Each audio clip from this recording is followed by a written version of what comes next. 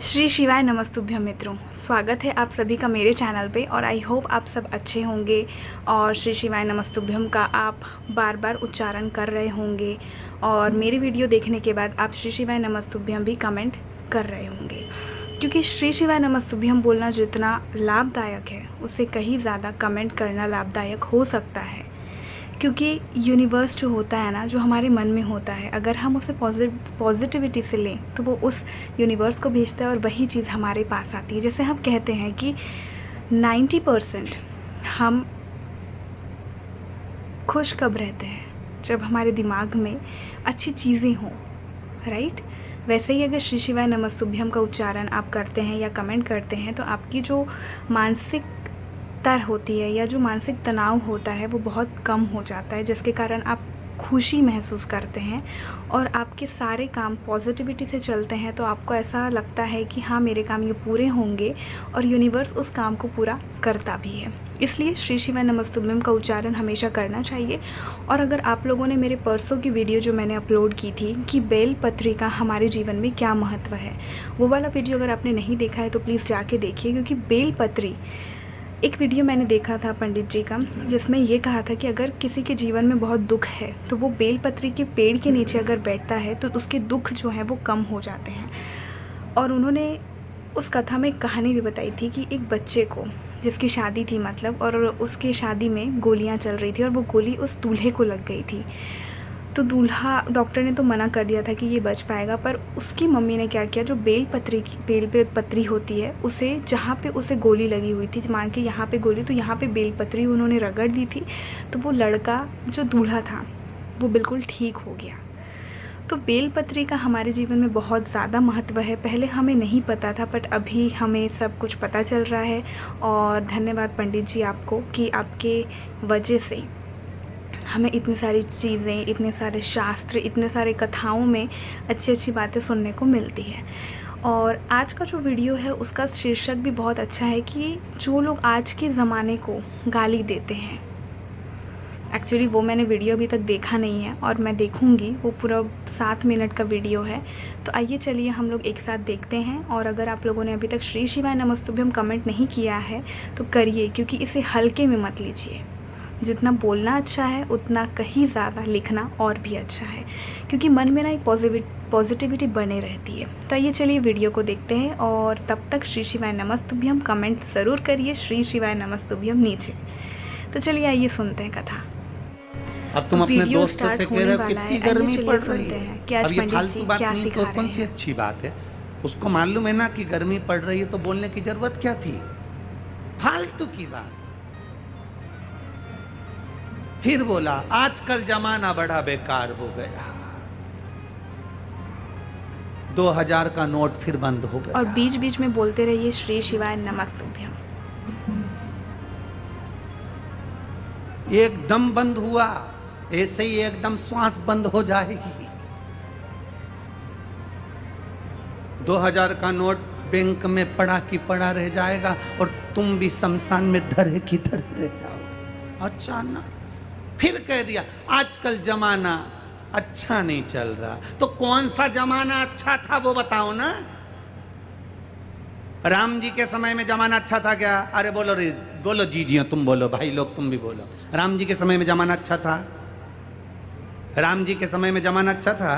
क्या अच्छा था? रावण जैसा था, मंथरा थी, और सीता जी अयोध्या में आ गई तो एक आग लगाने वाली और थी जिसने वापस भेज दिया था। अब क्या अच्छा था? जमाना बड़ा बुरा चल रहा है, तो आज से बुरा तो पहले था। श्री शिवाय नमस्तुभ्यं। अब के जमाना कब अच्छा था वो बता दो। भगवान कृष्ण के समय पर जमाना अच्छा था? पूतना, तृणावत, अघासुर, बकासुर, कंस, ऐसे ऐसे असुर हुए तो कौन सा जमाना अच्छा था? मालूम पड़े सग्गे बुआ के लड़के गालियां दे रहे हैं भगवान कृष्ण को, 100 गाली पूरी होती है तब सुदर्शन चक्र। कौन सा जमाना अच्छा था? जमाना कह रहे हो अच्छा था, उसके पहले भी चले जाओ सतयुग में, हिरण्यकशिपु जैसा राक्षस था। जमाना कौन सा अच्छा था? फिर वही लेकर आ गए, जमाना बड़ा बुरा चल रहा है, पहले से तो अच्छा चल रहा है, बस इतना अंतर है, पहले रावण दिखता था कि ये रावण राक्षस है, पहले कंस दिखता था कि ये कंस राक्षस है, पहले हिरण्यकशिपु दिखता था कि हिरण्यकशिपु राक्षस है। आज के समय में समझ में नहीं आता कि कौन राक्षस है, बस इतना ही अंतर है। जमाना बड़ा बुरा हो गया, व्यर्थ की बात कर रहे हैं लोग, फालतू की।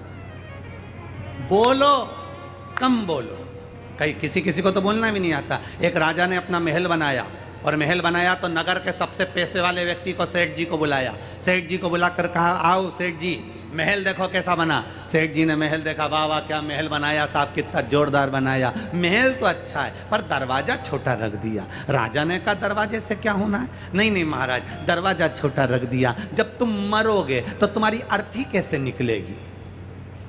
राजा डिप्रेशन में चले गया। राजा को लगा, बताओ मैंने महल बनाया और ये मेरी अर्थी निकल रहा है। राजा ने अपने दूतों को बुलाया, जेल में बंद करो इसको, मेरे नए महल में लोग पूजन करने आ रहे, देखने आ रहे, और ये मेरी अर्थी निकाल रहा है, जेल में बंद करो। उसको जेल में बंद कर दिया। थोड़ी देर बाद उसकी पत्नी आ गई। पत्नी ने कहा, महाराज मेरा पति आया था। राजा ने कहा, तेरा पति आया था, उसको बोलने के लक्षण नहीं है क्या, क्या इतना जोरदार महल बनाया। राजा तू मरेगा तो तेरी अर्थी कैसे निकलेगी। इतने में पत्नी बोली, महाराज मेरे पति को बोलने के लक्षण नहीं है, उसको क्या करना, अर्थी कैसे निकलेगी, राजा को काट काट के निकाल देंगे।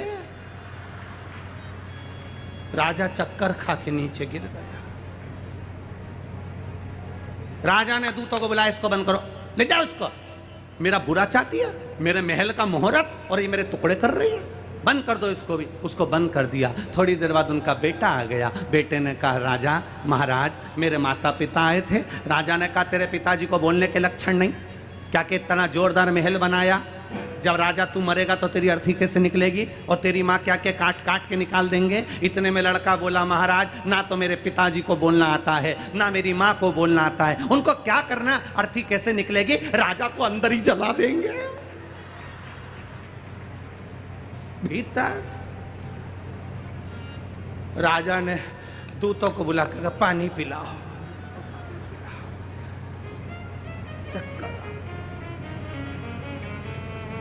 बोलो पर उतना बोलो जितना बोलो, बोलो जम के काम का हो।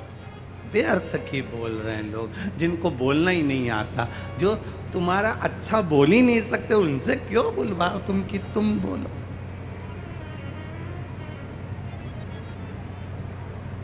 बोल मेरी जीवा हरि हरि, 10-10 भोजन पान करे और राम नाम में मरी मरी। बोल मेरी जीवा, अभी भी नहीं बोली हरि हरि। क्या बोली, हरि की मरी। हाँ ठीक है हरि।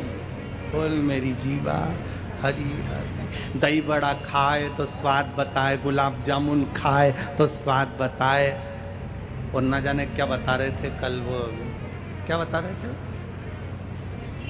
हाँ मोमो, क्या क्या फिर से बोलिए, हाँ मोमोस, मम्मी का मोसा होगा क्या, के मोमोस खाए तो स्वाद बताए, और वो मीन चाउमीन वो खाए तो स्वाद बताए। ये जीवान कितनी विचित्र है, हर चीज का स्वाद बताती है, खाने के नाम सबसे आगे रहती है, सब खाएगी। और जो भगवान का भजन गाने का समय आ जाए, थोड़ी देर सिर पे पल्लू लेके माला लेने बैठी, उतनी देर में राम।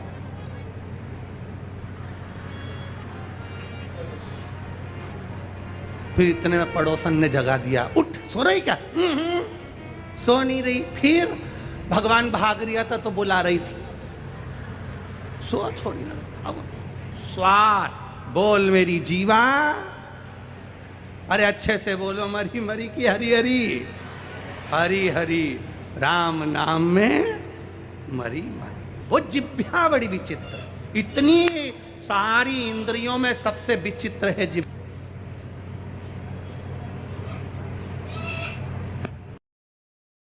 श्री शिवाय नमस्तुभ्यम मित्रों। आज का जो वीडियो था वो काफ़ी लाभदायक था, क्योंकि आज पंडित जी ने ये बताया है कि आज बहुत गर्मी है। ये बोल की ज़रूरत नहीं है दिखाने की, ऑलरेडी गर्मी है। तो उनका कहना ये था कि आपको जो बोलना है, आपको जितना कम आप हो सके उतना बोलें। चाय चाय चाय चाय करने की ज़रूरत नहीं है। कोई लोग होते हैं कि वो बस दूसरों की निंदा करते रहते हैं, दूसरों की चुगली करते रहते हैं। अरे वो वैसी है, पर आपको बोलने की क्या ज़रूरत है? आपके वैसा बोलने से क्या वो बदल जाएगी? नहीं। इसलिए उनका एक ये उद्देश्य था कि आपको जितना काम है उतना ही आपको बोलना है। और आज हम कहते हैं कि ज़माना ख़राब है, तो पंडित जी का कहना ये था कि भाई ज़माना तो पहले भी ख़राब था। जब राम थे तो रावण तो था ही, राइट? तो ज़माना कब अच्छा था? उसने सीता का हरण कर लिया था, तो भाई ज़माना कब अच्छा था? जब कृष्ण का समय था तब भी बकासुर जैसे बहुत बड़े राक्षस थे। उनके खुद बुआ के बेटे उन्हें पीठ पीछे गाली देते थे, उनका हमेशा बुरा करना चाहते थे। तो ज़माना कब अच्छा था? सतयुग की अगर हम बात करें तो सतयुग में भी हिरण्यकशिपु एक राक्षस था। तो भाई किसी भी ज़माने में आप ये नहीं कह सकते कि अभी का ज़माना ख़राब है, बल्कि अभी का ज़माना तो इतना ज़्यादा मैं कह सकती हूँ कि ख़राब है कि हमें ये समझ नहीं आता है कि राक्षस सच में है कौन। क्योंकि ये जो चेहरा है ना, उसके पीछे हम नहीं देख सकते कि कौन सच में राक्षस है। पहले के ज़माने में तो चलो पता भी चल जाता था कि हाँ ये राक्षस है, पर आज के ज़माने में कौन राक्षस है? सब कोई मुखौटा पहन के घूम रहे हैं। कौन आपके लिए अच्छा सोचता है, कौन बुरा सोचता है, वो तो उनको ही पता है। तो आज पंडित जी ने यही बताया कि भाई ज़माना कोई भी ख़राब नहीं है, सभी ज़माने वैसे ही है। मतलब राक्षस रहेंगे, दुख रहेगा। और उनका सेकंड उद्देश्य जो था वो ये था कि आपको कम बोलना चाहिए, जितनी ज़रूरत है आप उतना ही बोलें, क्योंकि आपके बोलने से ऐसा नहीं है कि सामने वाला बदल जाएगा। तो आज का वीडियो आई होप आप लोगों को पसंद आया होगा। और अगर आप लोगों ने अभी तक श्री शिवाय नमस्तुभ्यम नहीं बोला है तो उसका उच्चारण ज़रूर करें और कमेंट में लिखें ज़रूर श्री शिवाय नमस्तुभ्यम। और मेरे चैनल को लाइक एंड सब्सक्राइब करें आपको ये चैनल पसंद आ रहा है, अगर वीडियोस पसंद आ रहे हैं। और एक बात, जब हम पंडित जी को देखते हैं तो बहुत सारे बहुएं, बहुत सारी माताएं ये सोचती है कि मंदिर जाना, जल चढ़ाना ही बहुत पुण्य का काम होता है। किसी का दिल ना दुखाना सबसे बड़ा पुण्य का काम वो होता है। और अगर आप अपनी सास का दिल दुखा रहे हैं, आप अगर अपनी बहू का दिल दुखा रहे हैं, तो आप जो जल चढ़ा रहे हैं ना, उसका कोई भी मतलब नहीं है। मैं ये नहीं कहूँगी कि आप बिल्कुल माँ बन जाइए, सास अगर हैं आप, पर आप ये भी सोचिए कि वो भी बेटी है किसी की, और वो आपके वजह से नहीं आई है, वो आपके बेटे के लिए आई है उस घर में। तो आपका ये काम बनता है कि आप उसको भी अच्छे से ट्रीट करें। वो आपके घर में काम भी करेगी, पर ताली जो होती है ना, वो दोनों साइड से बजती है। तो ऐसा ही नहीं है कि आप जल चढ़ा रहे हैं और लोगों को गालियाँ दे रहे हैं, चुगली कर रहे हैं, किसी को नहीं समझ रहे हैं। बस आपको लगता है कि आप ही मनुष्य का जीवन है और आप ही सबसे अच्छे हैं। तो अगर आपको मेरी वीडियोस, मेरी बातें अच्छी लग रही हो तो प्लीज़ चैनल को लाइक करें, सब्सक्राइब करें। तब तक के लिए श्री शिवाय नमस्ते।